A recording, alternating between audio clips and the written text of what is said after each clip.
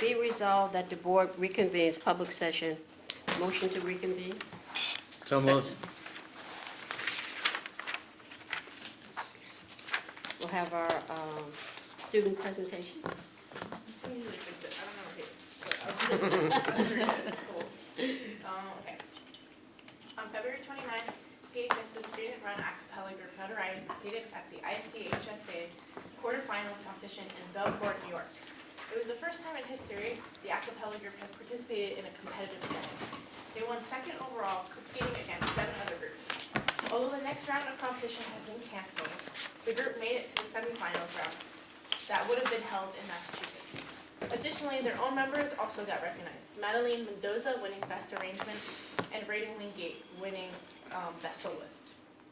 Moreover, on March 5th, 6th, and 7th, the PHS Drama Club presented its 2020 musical 9 to 5. Following the musical, the Drama Club's Broadway Cabaret will be held on April 24th, showcasing performances from soloists and group acts. Additionally, this director showcase will be on April 30th at 7 p.m. in the PAC, where students in the theater classes cast and direct a show. This year, they will be presenting Spring and the Telltale Heart. On March 5th, the National English Honor Society toured the elementary and intermediate schools in honor of Read Across America. At the schools, they read to students and promoted the importance of literacy. The group is currently working on placing a little free library at the high school and will host an activity at Peeway Reads in April. Okay, this is Tim's.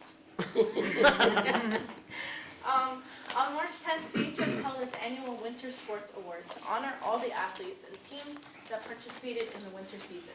This marks the transition to spring sports, which mostly started earlier that week. Piscataway will be hosting its annual Peeway 5K on March 26th at 7 a.m., being the start of check-in, and 9 a.m. marking the start of the race. Both SGA and Piscataway Gives Back will be sending volunteers, with some proceeds going to project graduation. The brand new Shades, or I don't know, of U.S. Club in PHS held a Spirit Week for Black History Month, going from Tuesday, February 25th to Friday, February 28th. Also regarding Black History Month, the Principal Student Council held daily readings about inspirational African American figures and their impact during the mornings, focusing a lot on the Civil Rights Movement. Additionally, the Science National Honor Society has held many events, including presentations from Rutgers material science and engineering students to bring together kids who are interested in such a major. Thank you. I would like to say my 2 daughters read like novels on their phone, like all the books they read. I give you a lot of credit. I just got I give you a lot of credit. And how was your experience in the play? Oh my God, it was amazing. It was amazing. I have to say it was there, Zoe did, and everyone else. Good. Another Also, during Tim every. said he got pulled over, so I I don't think it know. was better than any Broadway show. It was, Yeah. yeah. Oh, It was yeah. great. It was amazing. It was just such a good experience. And like, it was my first time being on stage for Drama Club, but like, everyone in Drama Club is so nice. And they just made it so welcoming. That's wonderful. I just felt accepted and believed in. It was so good. It was so positive. Terrific. That's wonderful. Wonderful. So we'll be looking for you on Broadway. Yes. Maybe. Not till April 12th. Yes, exactly. When it opens back. Also, I want to stay tonight. 'Cause I don't- Yeah. You want to say? Yeah. Oh, great, You're welcome to. okay. Yes. All right. No homework? Not even here. No homework. I'd just like to make a comment about the other night I attended the Winter Sports Awards, and what I didn't know is that we had a freshman girl who took an interest, who'd never done it before, in throwing the javelin. Mm. And we have the weight room that a lot of the wrestlers and the football players and everybody else use. She actually was in there, athletic director Harmer Singh was quite often, and I'm pretty sure she ended up, and she had never done this before, she's a freshman, she threw 38 feet and won the GMCs. Boy. That's great. So I just thought that was a Yeah, great it's awesome. story. Yeah. You know, I'm interested in this, I'm gonna get good at it. It was great, it was great. Great. Thank you, Zoe. Appreciate it. Thank you. President's Report, March 2020, across the district during Read Across America Week, March 2nd to the 5th, students participated in special activities that included guest readers, drop everything, and read time, dress-up days, and door decorating contests. Special guest readers including parents, librarians from Piscataway Library and middle school and high school students made appearances at every elementary and intermediate school. And here's a few highlights.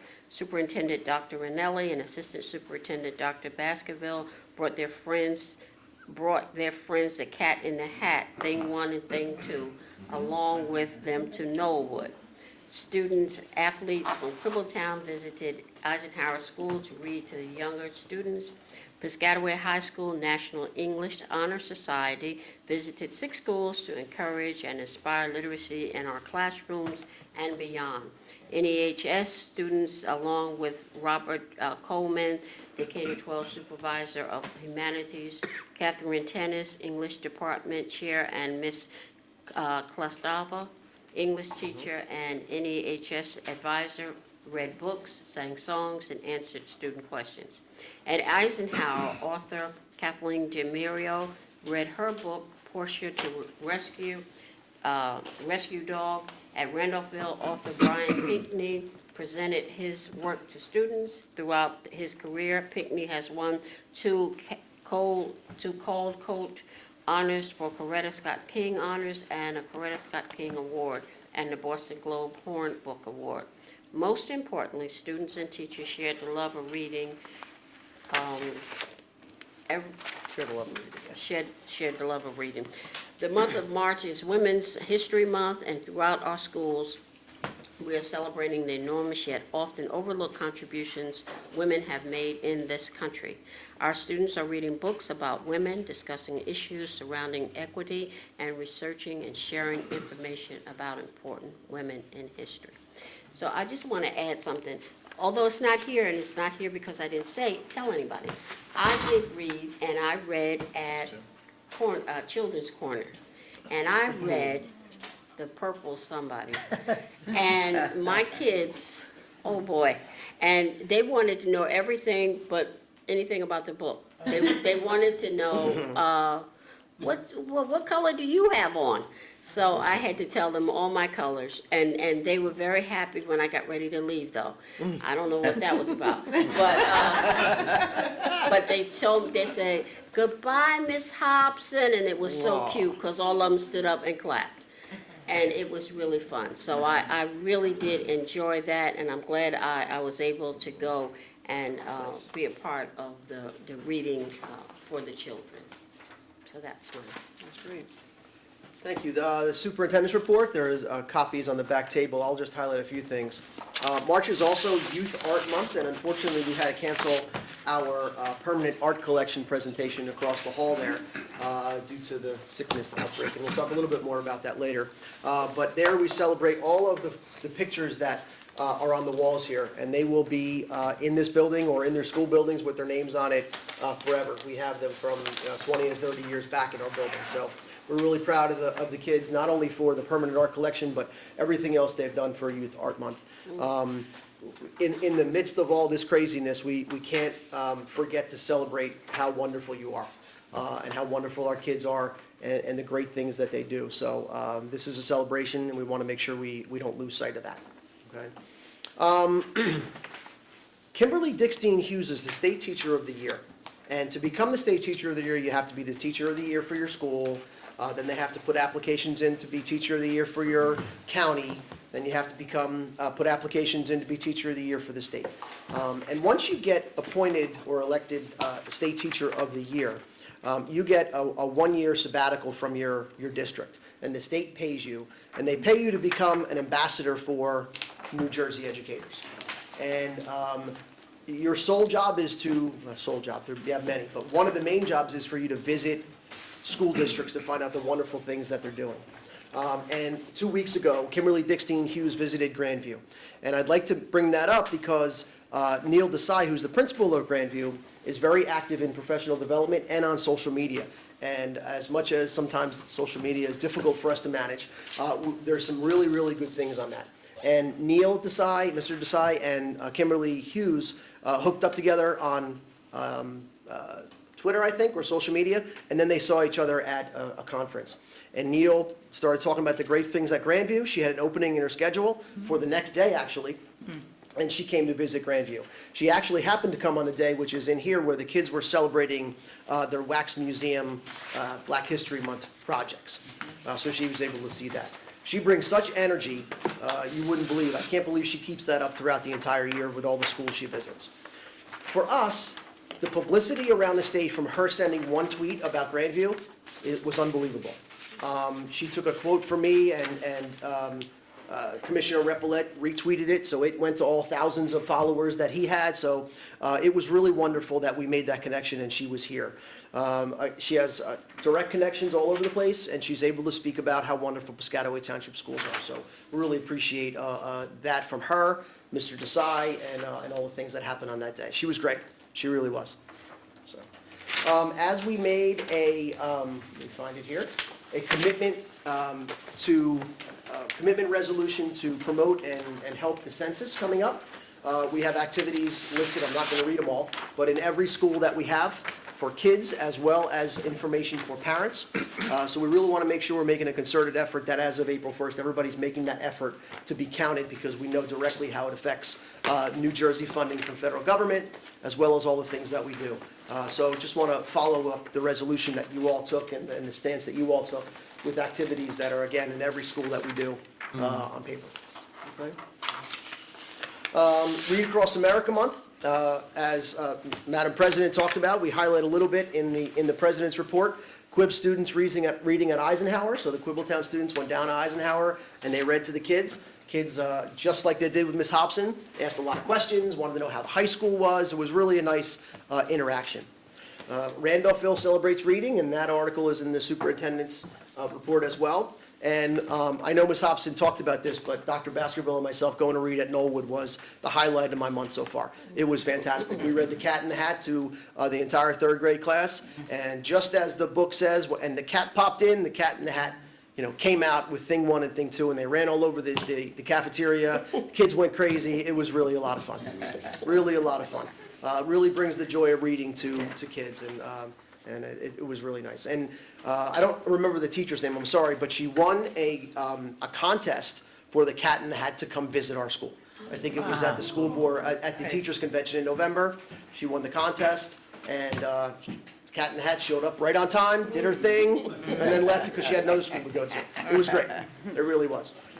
So, okay. Can I make a quick yeah. plug for my Sure. father-in-law who got his doctorate in 1943, and it was on the internet, and I sent it around, is my father-in-law, Dr. Rudolph Flesch, was the doctor behind Dr. Seuss. He's the author of Why Johnny Can't Read. He was the father of phonics.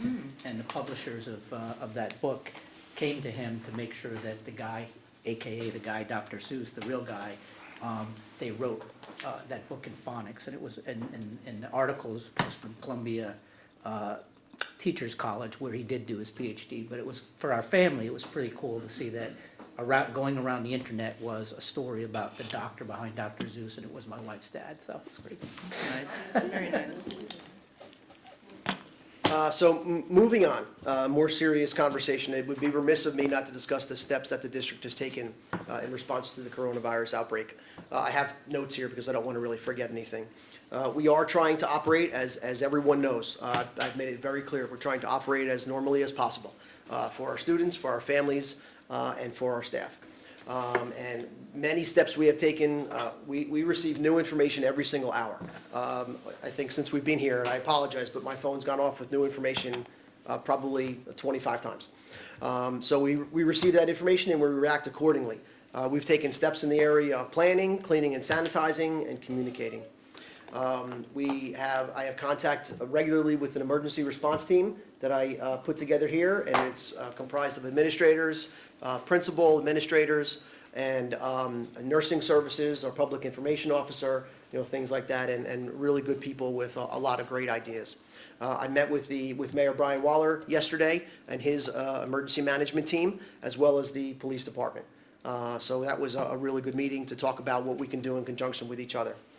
We tested our emergency response message system in case we have to get any emergency messages out, and we're good in that respect.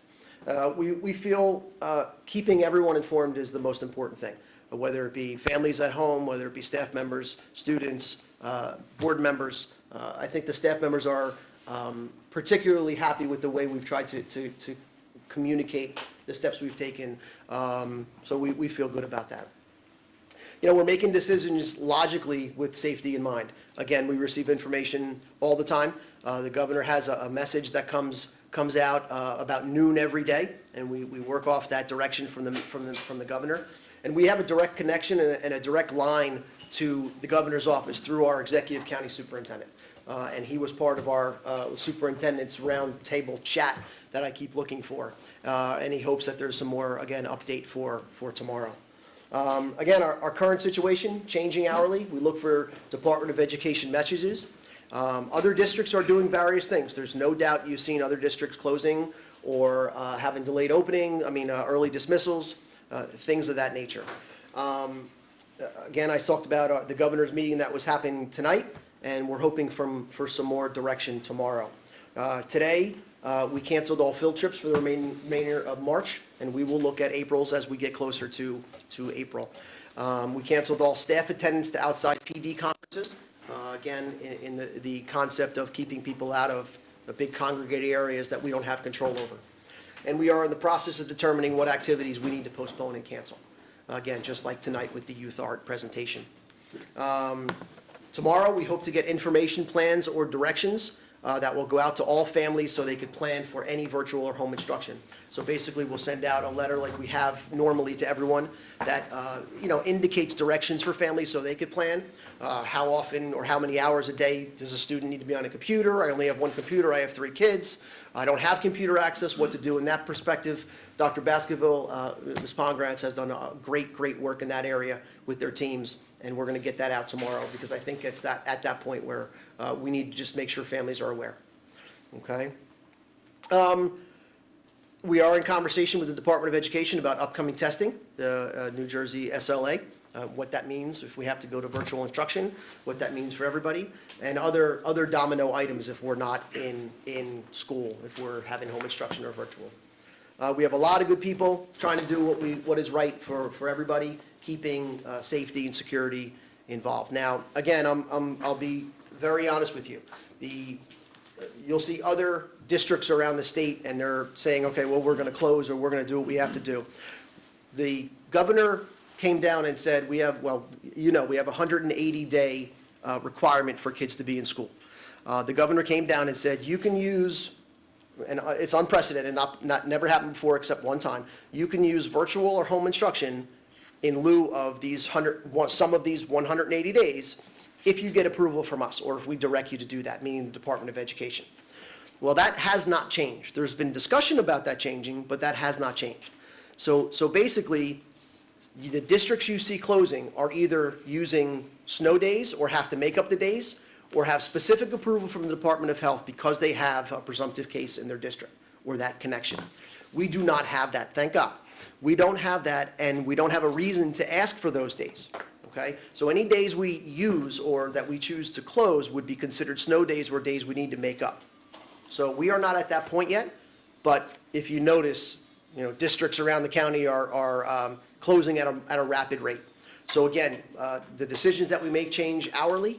We are trying to stay steadfast to be running as normally as possible, but again, keeping in mind and at the forefront all of the safety and security of everybody in Piscataway. So, I know that's a lot there. Board members, do you have any comment? We'll get a chance for the public to ask questions, but any comment or questions? My comment is that I think you're doing a phenomenal job, you and the staff. This is something that's unprecedented. It's something that is, never occurred. So, and I think the manner in which, you're taking this on and you're acting proactively and just giving your all to it, not knowing what's going to be coming the next day. I commend you and the staff. It's all these guys, yeah. For all that you're doing, and I would just our website, and many thanks to Judy Palermo, brand new, rolling it out. Our messaging, where folks are foraging for messaging or going on other methods of social media to gather that message. I can only encourage parents and other folks to visit the robust and amazingly wonderful website that's built that is chock full of information up to the minute. to get the facts. Right, we and try to everything update our we're doing. communication to parents every day or so. I sent out a letter yesterday, I sent another one out today. I guarantee I will send one out tomorrow with the directions for plans if needed. Again, I feel that's very important, and you're right, Judy Palermo did a wonderful job rolling out the new website while keeping everything that was important in this crazy time. Absolutely.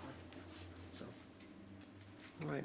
That it? One more piece of my presentation, which might be a little long, but we have we have our 2020-21 preliminary budget presentation. So I will ask David Olivera to hook up the computer here, and we will present what we need to.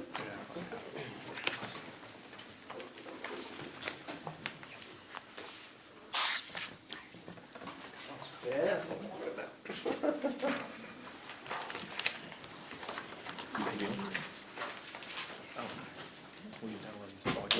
I got it.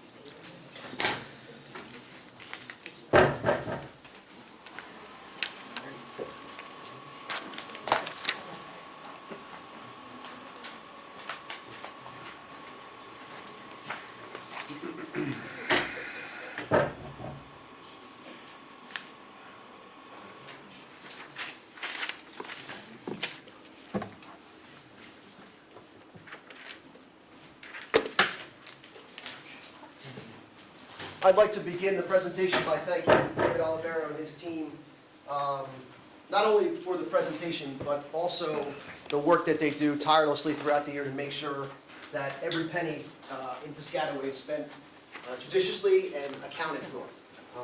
With the amount of money that we spend on our district and kids, and it's amazing. So I really appreciate your team and you and all the work you do. Sometimes it's frustrating. We go to David and he says, we need something. He's like, oh, no way.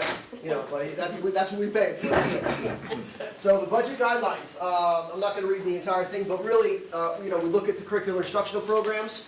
An edict from the board not too long ago, but a good amount of time, is that we try to maintain class sizes that are listed there, 22 to 25 in grades K to 3, and 22 to 28 in 4 to 8. And we're very proud of the fact that we do a great job in staying under those limits. We continue our district technology initiative. As you know, we're always trying to do the best we can technology-wise. And with the amount of technology that we have in our district, we're very proud of, but we're always trying to make sure it's robust enough, because what we buy, 6 months ago might be out of date, when we have it today. So, and we review our special ed programs and provide opportunities. Okay. Budget guidelines. We assure safety and security first. Recruiting and retention of staff that are qualified to work here, especially in a diverse nature that we're looking for, is very difficult at times, but we do a really good job. Kathy and her team in the HR department do a great job in advertising, in going to job fairs. We've stepped up our job fair exposure, and unfortunately, some were getting canceled because of what's going on. But we've stepped up our job fair exposure and actually are making great strides in getting some great people. All right? We monitor health benefit expenses, which is a big part of our budget, to minimize those costs. And David might talk about this later, but we invest in capital improvements and maintain school buildings, which some of our buildings are 50 years old. You can imagine some things that, infrastructurally need attention. And we maintain cost-efficient use of fund balance for capital reserve. David's in charge of the money slides later, so we'll ask him that. All right, our state aid history. So historically, we've been underfunded by quite a bit from the state. And we've made no bones about telling the state that we deserve our fair share. So if you look at 2009-10, that's what the state aid we got for our district for that year.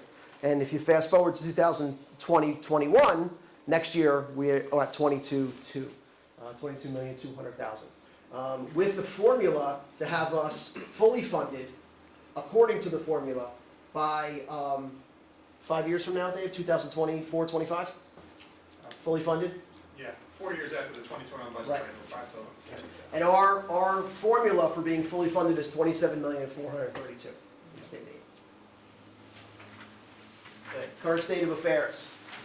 This is the second year of implementation of the Senate S2 bill, which is about the school reform for funding. And as we talked about it, 4 years after that, we should be fully funded up to the 27 million, which would be great for our taxpayers in getting that completed. Okay, 20 out of 24 districts in Middlesex County are underfunded. And unfortunately, some of those districts who were overfunded are seeing a reduction in their state aid, which is hurting them tremendously. But thankfully, the formulas are getting evened out, and we're benefiting from the new formulas.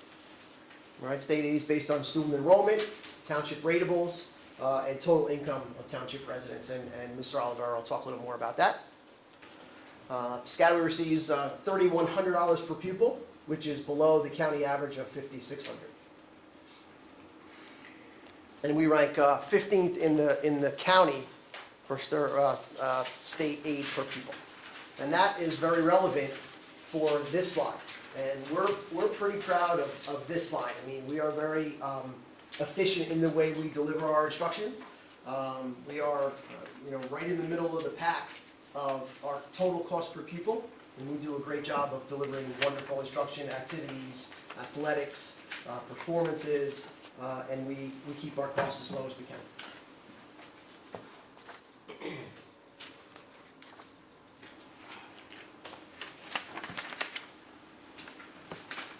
All right, a few numbers, then we'll give it back to Frank, and I'll come back again. Revenue, so where do we get our money from to fund all the programs that we have in Piscataway? First, the main component is the tax levy, what the residents of Piscataway pay in property taxes. The tax levy is subject to a cap. You can only increase the tax levy 2% per year, with a couple of exceptions. The most notable being if you have increases in your healthcare costs that are considered extraordinary. How does the state determine what's extraordinary? Well, that depends on how much the state plan went up. Well, this year, the state plan did not have an increase in their health benefit costs. It actually went down, so there is no exception for healthcare benefits this year. So we are subject to a 2% cap on the increase in the tax levy. In Piscataway, the tax levy makes up 72% of the funds that we use to fund the district's operations.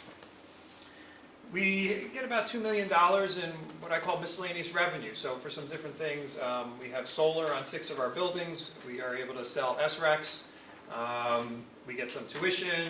We share some transportation routes and interest on money that we have in bank accounts. So that's a little bit under 2% of the total budget is funded with this miscellaneous revenue.